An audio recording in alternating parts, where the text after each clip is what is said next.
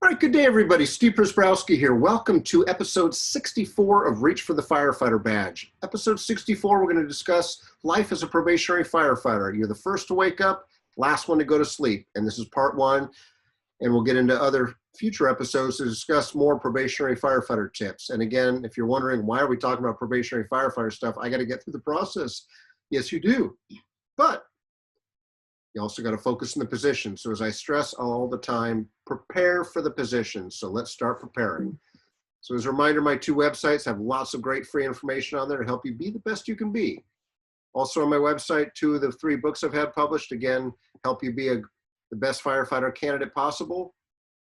So this is all based on an article that I wrote for Firehouse magazine back in January of 2007 titled First to Wake Up, Last to Go to Sleep, Life as a Probationary Firefighter. Obviously, I've updated it since then with some more current relevant ideas, but that's also available on firehouse.com if you just type in either that name or just type in Prziborowski, and that article and many others will come up free of charge to view. So once you've successfully completed a probationary period, which in most departments is anywhere from 6 months to 3 years, but more commonly about a year, you're then assigned,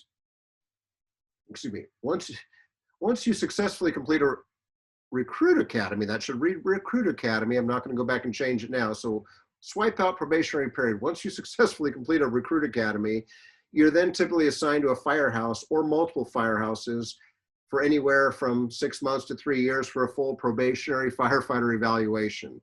So your probationary process, like I said, could be 6 months up to 3 years, usually about a year or so. At that point, as the last to go to bed, here are some suggestions you can be doing in the evening prior to going to bed. I'm not trying to create busy work, but you also don't want to be watching TV in the recliners. That's not a good thing to do on probation if you haven't figured it out by now. So before bed, some things to think about. Study, study, study. There's always something to study. If you run out of things to study and learn, you're not looking at the big picture or trying hard enough. Obviously, you've got department manuals, policy manuals, training manuals, county EMS protocol manuals. There's tons of stuff to study. There should always be something to study. Or if you're out of books, which is impossible, plenty of books on Amazon that you can purchase related to being the best firefighter you can be, learning about your trade, learning about the history of the fire service, lots of stuff there. So study, study, study.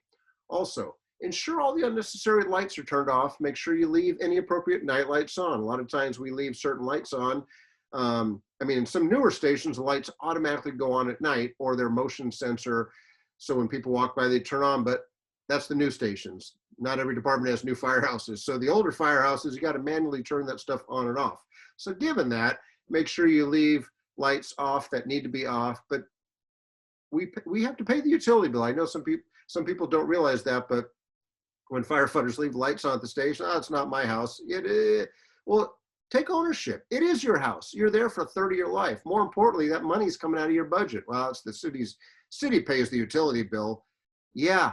The city pays the utility bill out of the fire department budget typically. So any wasted money because lights are on unnecessarily, eventually comes out of your budget. So if you're wondering why you're not getting pay raises or other things, maybe it's because of excessive spending on certain things. Just do like you would at your house. And you may go, well, I'm single, I don't care, I leave lights on. Okay. You're married and you have 5 kids, talk to those folks that are married with many kids, because a lot of times if you're a parent, you're telling your kids, turn the damn lights off. Be the same way at the firehouse, take ownership. Also some other things. Ensure all unnecessary appliances and electronic devices, such as the TV, the radio, the stove are turned off and everything else, because the last thing you want to do is burn your firehouse down. I don't care about you, but one of the things that I never want to have happen on my watch is have a firehouse burned down. That's pretty embarrassing. And you may go, that never happens. Google that shit. GTS firehouse burning down or fire station burning down. You'll find that happening more than we care to mention. That's embarrassing. Plus, now you're out of your firehouse more than likely. It happens. So turn everything off.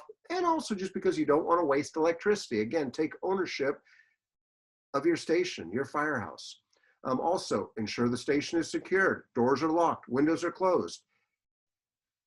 I know many firehouses are in great neighborhoods. Some are not. But regardless, don't assume, even in years past, a lot of our firehouses are in very nice neighborhoods, but we've had things stolen because apparatus bay doors were left open, doors unlocked. And you know what? It happens. We just like every other fire department has had things stolen. Sometimes it's forcible entry. Sometimes, hey, door's wide open. Someone just walks in. Crime of opportunity. It happens, even when you're all there in the firehouse. So lock the doors, make sure the station's secured at night, and everything else. So, number 5, ensure the flag has been taken down. Should have been done at sundown or a time deemed appropriate by the department, and that it's properly folded and stored, not draped over the couch or a table. Now, understand the basics about flag. There is a flag protocol. If you don't understand that, you've never heard about that, Google flag protocol, because that's the way we should be handling flags.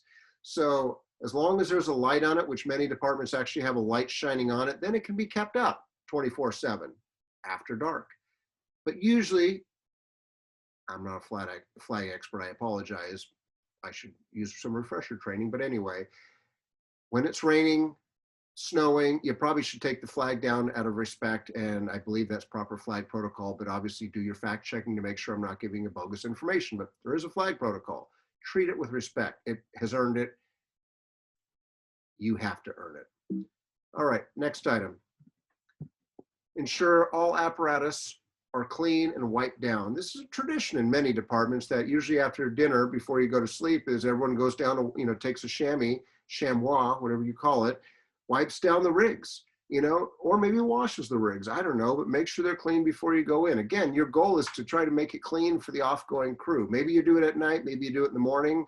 So you don't want to leave your oncoming crew at 8 o'clock in the morning. Oh yeah, the rig's pretty filthy. It was raining last night, but we didn't have time to wash it. Sorry. Have a good shift, guys. Seriously, it happens. You want to leave a pristine rig for the next crew. Tools, equipment, apparatus, firehouse, to make sure things are clean.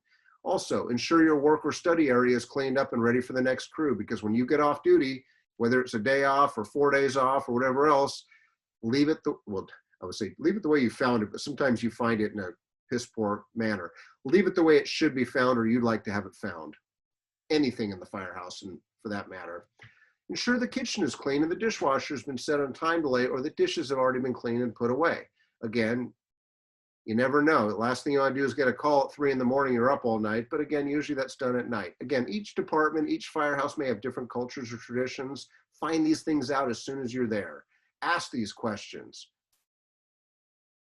Most importantly, before you go to sleep, make sure you have touch base with your officer and have asked them, hey, is there anything else I need to take care of or can help out with before going to sleep? Most of the time, they're going to say, no, thanks. Have a great night. We'll see you in the morning, or if bell goes off after midnight, we'll see you then. Be safe. Or they may say, hey, did you get a chance to get the flag down? Already done. Did you get a chance to get the dishes in? Already done. Dude, you're dialed. I don't know about that, but I'm trying, Captain. I'm trying to be the best probationary firefighter I can be. Keep up the great work, kid. So you always want to be in front of those questions. And that's why if you're proactive and have initiative, you're going to make yourself look good. And it's not just about making yourself look good. It's about doing your job, doing things right, doing the right thing as well, too. So in the next episode, number 65, we're going to discuss key things to address when you're first to wake up. We've talked about what to do before you go to bed. Now it's time to discuss things when you wake up. All right. Thank you very much for the gift of your time, my contact information. Until the next episode, be safe, be well, and we will talk soon. All right. Take care, everybody.